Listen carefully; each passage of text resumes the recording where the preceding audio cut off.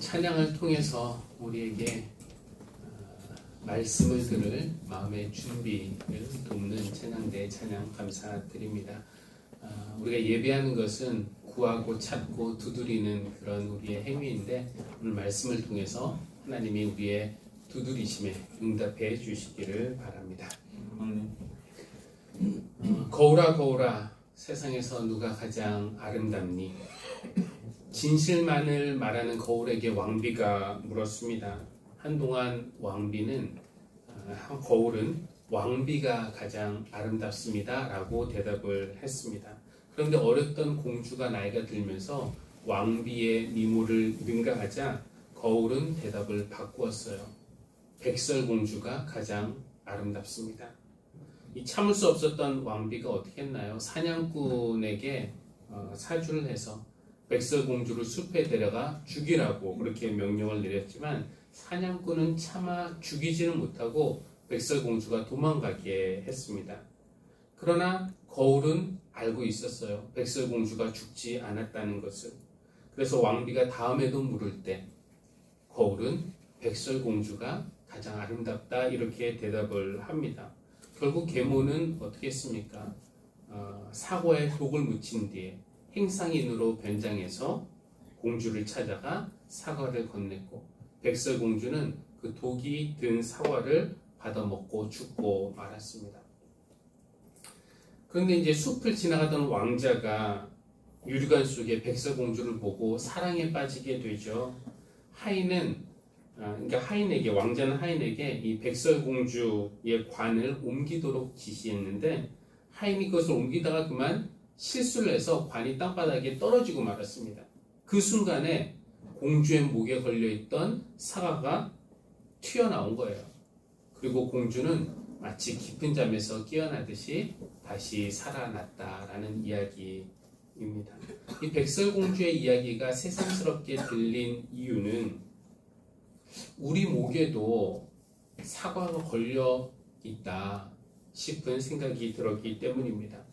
이 사람 목에 이 튀어나온 부분, 주로 남자 목이 튀어나왔기 때문에 영어로는 아담의 사과, 아담의 애플이라고 말을 하지만 생각해보면 어쩌면 백설공주의 사과일 수도 있겠다 싶습니다. 저마다 목에 걸린 사과 때문에 영혼이 질식하고 있습니다. 그것을 토해내야만 우리 영혼이 살 수가 있습니다. 그 사과의 이름은 무엇일까요? 그것은 욕심일 수도 있고 원망일 수도 있고 복수심일 수도 있고 미움일 수도 있고 아니면 용서하지 못하는 그런 마음이 딱 걸려 있는 것일 수도 있겠습니다. 용서하지 못하는 마음이 안타깝게도 백설공주의 목에 걸린 사과처럼 내 목에 걸려서 우리 영혼이 질식하고 있는 것은 아닙니까? 살다 보면은 정말 속에서 화가 치밀어 오를 때가 있고 도저히 용서하고 싶지 않은 그런 사람을 만날 때도 있습니다. 누군가가 나에 대해서 악의적인 소문을 뻗뜨리고 다닐 때, 아니면 누군가가 나에게 수치심을 줄 때, 우리 가족에게 무슨 해를 끼칠 때, 나를 속여서 큰 경제적인 피해를 줄 때, 그 외에도 용서하지 못할 사람을 만나는 경우는 수없이 많이 있죠. 용서 못할 사람이라는 이야기를 들을 때 여러분에게도 딱 금방 떠오르는 그런 사람이 있습니까? 우리는 그런 사람이 했던 못된 짓을 이야기하면서 이 사람을 용서해야 합니까? 이렇게 묻곤 합니다. 근데 예수님에게는 묻지 않아요. 예수님이 뭐라고 대답하실지 쉽게 우리가 예상할 수 있기 때문에 이 용서하고 싶은 마음, 용서하기 싫은 마음이 강할 때는 예수님에게 묻지 않습니다. 주님, 제가 이 사람 용서해야 될까요? 이런 식의 기도는 우리가 하기 싫어해요. 저는 그런 생각을 해봤어요. 만약에 우리 앞에 예수님이 아니라 세례자 요한이 있다면은 그는 뭐라고 대답했을까요? 요한은 어떤 사람이었습니까? 세례자 요한은 물론 예수님을 메시아로 선포한 사람이었지만 그가 예상했던 메시아의 모습과 실제 예수님의 모습은 너무 달랐어요. 요한이 기대했던 메시아는 어떤 메시아였냐면은 좋은 열매를 맺지 못하는 나무가 있다? 도끼로 찍어버려라. 쭉정이가 있다? 불에 태워버려라. 이렇게 말씀하실 메시아였습니다. 도끼가 이미 나무 뿌리에 놓여 있다. 좋은 열매 맺지 못하는 나무는 찍어서 버리실 것이다. 세례 요한이 선포했는데 예수님을 보니까 이 좋은 열매 맺지 못하는 죄인들, 세리들, 창녀들의 친구가 되시는 겁니다. 그러니까 요한이 그 모습을 보면서 헷갈려 하는 거예요. 우리가 기다리던 메시아가 당신이 맞습니까? 아니면 우리가 다른 메시아를 기다려야 합니까? 저 사람이 내 뺨을 쳤는데 내가 어떻게 하면 좋겠습니까? 저 사람이 우리를 모욕하고 모함하고 거짓 소문을 퍼뜨리는데 어떻게 하면 좋겠습니까? 세례 요한이라면은 너도 쳐라. 눈에는 눈, 이에는 이로 갚아라 말했겠지만 예수님은 달랐습니다. 너를 미워하는 원수를 사랑해라. 네 오른뺨을 치면 왼뺨도 돌려대라. 한번 음행하다 잡힌 여인이 있었습니다. 사람들이 이 여인 어떻게 할까요? 만약에 세례 요한에게 물었다면 세례 요한은 회개 열매를 맺지 못하는 저런 사람은 불에 던져라. 그러나 예수님은 다르게 말씀하셨죠. 그 여인에게 나는 너를 정죄하지 않는다. 더 이상 죄짓지 말아라 하면서 용서하셨습니다. 뿐만 아니라 예수님이 십자가에 못 박히셨을 때 예수님을 조롱하고 모욕하던 사람들이 있었어요. 네가 하나님의 아들이라면 스스로를 구원해봐라. 십자가에서 내려와봐라. 만약에 세례 요한이 그 자리에 있었다면 하나님의 아들을 모독하는 저 독사 같은 사람들을 불에 던져라 명령했겠지만 예수님은 달랐습니다. 아버지, 저들의 죄를 용서하여 주십시오. 저들이 하는 일을 저들이 모릅니다.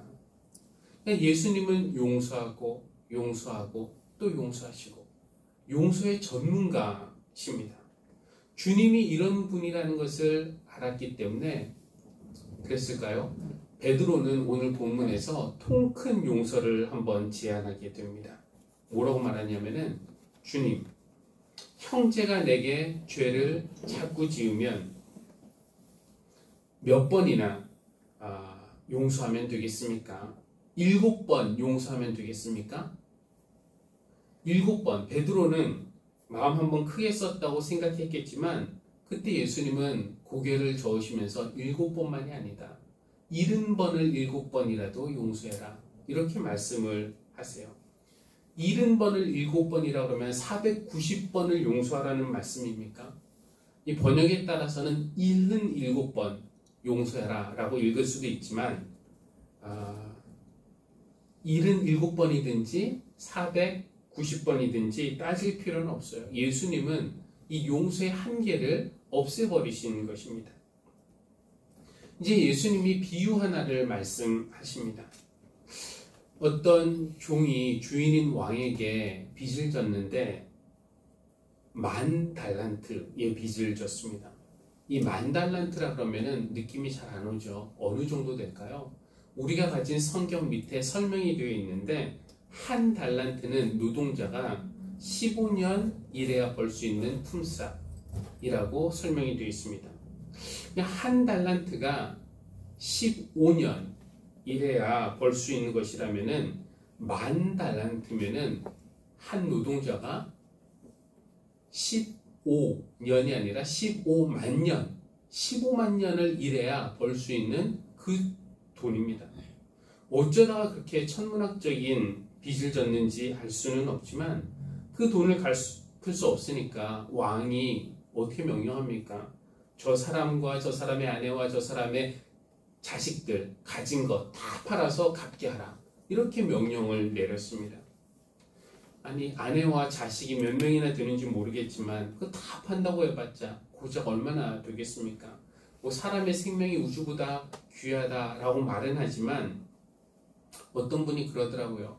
불법으로 장기 매매하는 중국에서 뭐 간이 1억 얼마에 팔리고 뭐 또 다리팔 뭐 이런 거 다 해봤자 한 6억 정도. 우리가 지금 6억 정도 가지고 있는 건데 그 10명 가족이 10명 정도 있어도 60억 밖에 안 되는데 이게 다 갚을 수가 없는 거죠. 10,000달란트는. 그래서 종은 엎드려 빌었습니다. 참아주십시오. 다 갚겠습니다. 아니 다 갚겠다니 이게 말이 됩니까? 무슨 재주로 그 사람이 다 갚겠어요? 그냥 종은 지금 진심으로 다 갚겠다고 말하는 것이 아니라 그 위기의 상황에서 벗어나기 위해서 거짓말을 하고 있는 것입니다. 그런데도 왕은 이 종의 빚을 탕감해줘요. 다 갚겠다는 그의 말을 믿었기 때문에 탕감해주는 것이 아니라 그냥 왕 그렇게 엎드려 비는 그 종의 모습을 보면서 왕 안에서 긍휼한 마음이 생겼기 때문에 가엾게 여기는 마음이 작동했기 때문에 그냥 다 탕감해 준 겁니다. 그런데 이제 문제는 지금부터이죠. 이 종이 얼마나 엄청난 빚을 탕감받았습니까? 그 빚을 탕감받았을 때 그 기분이 얼마나 좋았을까요? 날아갈 것 같았을 겁니다. 근데 그렇게 날아갈 것 같이 그 임금의 면전에서 나가고 있는데 그의 기분을 잡치는 일이 생기고 말았어요. 자기에게 100데나리온 빚진 사람을 만나게 된 겁니다. 종이 그의 멱살을 잡고 당장 갚아라 이렇게 다그치죠. 잠깐만 우리가 여기서 비교를 해보면은 그럼 100데나리온은 얼마나 될까요? 한 데나리온이 노동자 이 하루 품삯이라고 하니까 100데나리온은 한 석 달치 품삯이 되겠네요. 뭐 석 달치 품삯이면 적은 돈은 아니지만 그래도 어떻게 10,000달란트랑 비교할 수 있겠습니까? 석 달과 15만 년의 차이인 것이에요. 이 엄청난 차이. 자기가 얼마나 큰 빚을 탕감받았는지 안다면은 그 사람이 나가서 동료의 멱살을 잡고 너 나한테 빚진 거 당장 갚아. 이렇게 말할 수 있습니까? 그냥 기분이 좋아서 아 됐어. 이렇게 말해야 정상 아닌가요? 600만 원의 빚을 탕감받은 사람이 나한테 10원 빚진 사람의 사람에게 그렇게 악랄하게 굴다니 정말 심보가 못된 사람이죠. 여러분은 이 비유를 들으시고 어떤 기분을 느끼십니까? 속이 후련하고 시원하다라고 말하는 사람이 계실지도 모르겠습니다. 정말 그 종이 너무하죠. 자기 600만 원 탕감받았는데 10원 빚진 동료를 감옥에 쳐넣다니요. 도저히 은혜를 모르는 이 이기적인 종의 최후의 모습을 보면서 고소하다 이렇게 생각하는 사람도 있을 겁니다. 근데 어떤 사람들은 이 비유를 좀 싫어해요. 매우 불편하게 생각을 합니다. 특히 예수님이 마지막에 하신 말씀, 너희가 각각 진심으로, 화면에 나와 있나요? 예, 화면에 나와 있네요. 주님이 이 비유를 다 말씀하신 다음에 너희가 각각 진심으로 자기 형제자매를 용서해 주지 않으면 나의 하늘 아버지께서도 너희에게 그와 같이 하실 것이다. 그와 같이 하신다라는 것은 우리가 우리의 형제자매 용서하지 않으면 하나님도 우리를 감옥에 집어 넣으시겠다는 말씀인가요? 그러니까 용서하라는 주님의 그 요구가 잔인하게 들릴 수도 있습니다. 내 마음의 상처는 낫지도 않았는데 용서하라고요. 그 상대는 가해자는 회개하지도 않고 사과하지도 않고 자기가 잘못한 줄도 모르는데 내가 용서하라고요? 그리고 용서하지 않으면 감옥에 가두시겠다니까 정말 이거 너무하신 거 아닙니까? 그런데 우리가 알아야 할 것이 있습니다.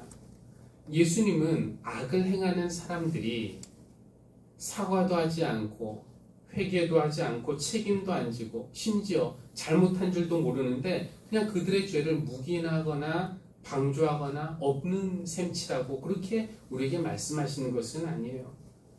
예수님은 그 사람을 위해서가 아니라 우리를 위해서 용서하라고 말씀하시는 겁니다.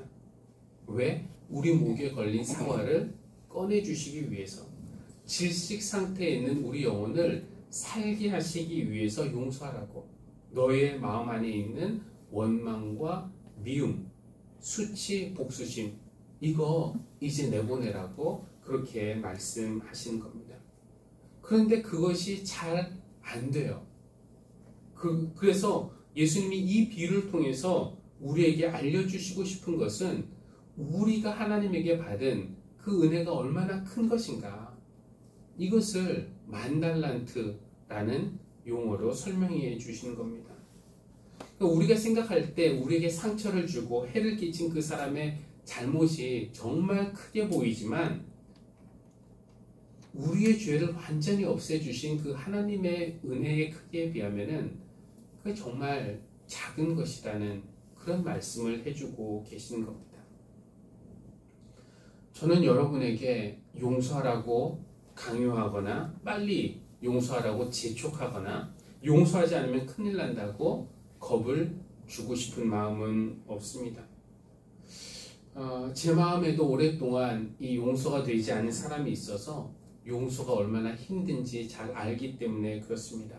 다만 제가 바라는 것은 나를 용서해 주시고 받아주신 그 하나님의 은혜가 얼마나 큰지 깨달아지는 그런 은혜가 여러분에게도 있기를 빕니다. 나 또한 내가 용서할 수 없다고 말하는 그 사람과 따지고 보면은 그리 다르지 않은 사람이라는 것. 그러나 하나님은 그 크신 사랑으로 내 죄를 없애주시고 또 새 삶을 주신 그 하나님의 은혜가 얼마나 큰지 그것이 깨달아지게 될 때, 그때 우리의 아픔, 우리의 상처가 치유될 것이고, 그러다 보면 우리가 상대를 용서할 수 있는, 이제 그것을 버릴 수 있는 그 미운 마음, 복수하고 싶은 마음을 버릴 수 있는 내면의 힘이 생기는 것입니다. 내 힘으로 용서할 수 없기 때문에 우리는 하나님의 은혜를 구하는 거예요. 내 힘으로 용서할 수 없기 때문에 하나님의 은혜를 구한다고 하니까 생각나는 이야기가 있는데, 이 설교를 시작할 때는 백설공주 동화 이야기로 시작을 했지만 지금 말씀하는 이 이야기는 동화처럼 들리지만 실화라고 합니다. 이 서양의 수도원 운동을 시작한 성인으로 알려진 사람이 성 베네딕트인데요. 6세기의 사람입니다. 이제 수도승들이 새 수도원을 지으려고 하는데 그 터에 아주 무거운 바위가 있었답니다. 근데 그것을 사람들이 옮기려고 애를 쓰는데 이 너무 무거우니까 좀처럼 움직이지 않는 거예요. 그래서 수도승들이 더 많은 사람들을 불러서 도움을 구했지만 아무리 힘을 써도 바위가 꿈쩍하지 않는 겁니다. 그러니까 이 수도승들이 악마가 저 바위 위에 앉아 있나 보다, 이제 이렇게 생각을 하게 된 거예요. 마침 그때 그 앞을 지나가던 성 베네딕트에게 이제 수도승들이 그 사정을 이야기를 해요. 그러니까 그 사정을 듣고 베네딕트가 어떻게 했는가? 아무 말 없이 그 바위와 또 수도승들 위에 성호, 십자가를 그었다는 거예요. 그러자 마치 어두운 그림자 하나가 그 바위에서 빠져나가는 듯 수도승들이 그 다음에 바위를 옮기니까 쉽게 옮겨졌다라는 이야기가 나와 있습니다. 이 거짓말이 정말이야 싶을 정도의 동화 같은 이야기지만 여기에 중요한 교훈이 담겨 있어요. 우리도 우리의 인생을 지어갈 때 우리 안에 절대 움직이지 않는 그런 큰 바위 덩어리를 만나지 않습니까?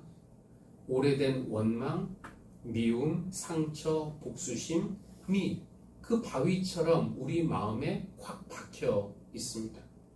우리가 그것을 제거하려고 할 수 있는 노력을 다하고 주위 사람들의 도움까지 다 받아도 풀리지 않을 때 우리는 악마가 시커먼 기운이 우리 그 바위 위에 앉아 있나 보다, 이렇게 생각을 하기도 합니다. 이럴 때는 그럼 어떻게 해야 되는가? 이 성 베네딕트가 수도승들과 바위 위에 성호를 그었다, 십자가를 그었다는 것은 나의 힘이 아니라 나보다 더 큰 힘, 즉 하나님의 힘을 의지하여 문제를 해결하라라는 것이에요. 그래서 내 힘으로 용서할 수 없기 때문에 우리는 하나님의 은혜를 구하는 것입니다. 하나님의 은혜를 구하면서 나의 죄를 용서해 주신 그 하나님의 은혜가 얼마나 큰지 깨달아질 때 상대에 대해서 우리는 미운 마음보다 불쌍한 마음, 긍휼한 마음이 생기게 되는 것이고, 그러면서 하나님의 은혜가 내 마음의 상처를 치유하면 그 다음에는 용서할 수 있는 힘이 생기는 것입니다. 그렇게 되면은 나의 용서로 가장 큰 혜택을 받는 사람은 그 상대방이 아니라 바로 내 자신이 되는 것입니다. 왜 그러냐면은 내가 용서할 때 내 목에 걸려있던 사고가 빠지는 것이고 내 마음에 박혀있던 바위 덩어리가 빼지는 것이기 때문에 그렇습니다. 이 용서에 대한 설교, 주로 용서하십시오, 이런 설교잖아요. 이 용서에 대한 설교를 들은 어떤 교인이 소기상에서 목사님에게 따지기 위해서 찾아갔답니다. 그리고 자기 사정을 이야기해요. 이분은 남편과 이혼을 당한 거죠. 그리고 새 아이 자기 혼자 키우고 있는데 이렇게 말합니다. 남편이 우리를 버리고 난 다음에 우리는 매달 생활고를 겪고 있습니다. 남편 재혼해서 잘 살고 있고 근데 양육비도 보내지 않습니다. 그런데 제가 어떻게 남편을 용서할 수 있겠습니까? 어떻게 목사님 설교처럼 제가 그 사람을 용서하겠습니까? 목사님이 여인에게 전 남편을 용서하라고 하는 것은 내가 그 사람을 두둔해서 하는 말이 아니다 라고 하면서 그가 계속 당신 머릿속에 남아있으면서 당신을 더 괴롭히고 또 당신을 분노하는 사람으로 만들 만한 자격이 그 사람에게 없기 때문에 그 사람을 당신 머리에서 내보내는 것, 이것이 용서하는 것이라고 말씀드리는 겁니다 라고 이야기했다고 합니다. 다시 말씀드리지만 내가 용서할 때 가장 큰 혜택을 받는 사람은 바로 내 자신입니다. 용서할 때 내 목에 걸려있는 사과가 빠져나오는 것이고 나를 덮고 있는 시커먼 그림자가 거치는 것이기 때문에 그렇습니다. 그런 의미의 용서라면 우리가 7번만 하면 되겠습니까? 77번이 아니라 490번이라도 그런 용서는 해야죠. 용서하지 못해서 한숨 쉬고 있을 때, 우리가 억눌려 있고 갇혀 있을 때 그런 모습 보시며 탄식하는 분이 계십니다. 참 자유를 주시는 성령님이 우리에게 오셔서 우리가 하나님에게 받은 은혜가 훨씬 더 크다라는 것을 깨닫게 해주시고, 또 하나님의 은혜가 우리에게 용서할 수 있는 내면의 힘을 주시기를 바랍니다. 용서함으로써 우리 영혼을 질식시켰던 사과가 빠져나오고, 또 우리를 짓누르고 있던 시커먼 그림자가 우리에게서 빠져나오기를, 그래서 우리가 모두 참 자유를 누릴 수 있는 사람들이 다 될 수 있기를 빕니다.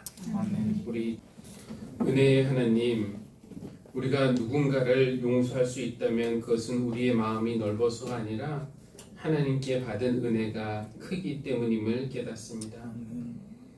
이제는 우리 안에 있는 돌덩이를 옮기고 싶은데 미움과 원망과 분노가 쉽게 버려지지 않아 아직도 용서 못하고 있습니다. 주님의 은혜를 간구하니 받은 큰 은혜의 능력으로 우선 우리의 상처를 치유하여 주시고 우리가 누군가를 용서할 수 있는 내면의 힘을 허락하여 주십시오. 원망과 미움과 복수심을 내보내는 의미로서의 용서는 상대방이 아니라 우리 자신을 위한 것이라는 주님의 말씀 의지하여 깊은 곳에 용서의 그물을 던지는 심정으로 그물을 던지니 오늘 주님이 우리 마음에서 또 우리 삶에서 행하실 놀라운 일들을 모두 보게 하여 주시기를 기도합니다. 좋은 모든 선물은 주님이 주신 것, 우리에게 건강과 친구들, 일, 가족, 교회를 주시니 감사합니다. 우리의 수고의 열매로 얻은 것을 감사하는 마음으로 주님께 돌려드립니다. 우리에게 은혜를 부어주셔서 받는 것보다 드리는 것이 복되다는 그 주님의 말씀이 사실임을 경험하게 하여 주십시오. 저희 교회에 맡기신 물질을 하나님 뜻에 합당하게 사용할 수 있는 교회가 되게 하여 주십시오. 예수님의 이름으로 기도합니다. 아멘.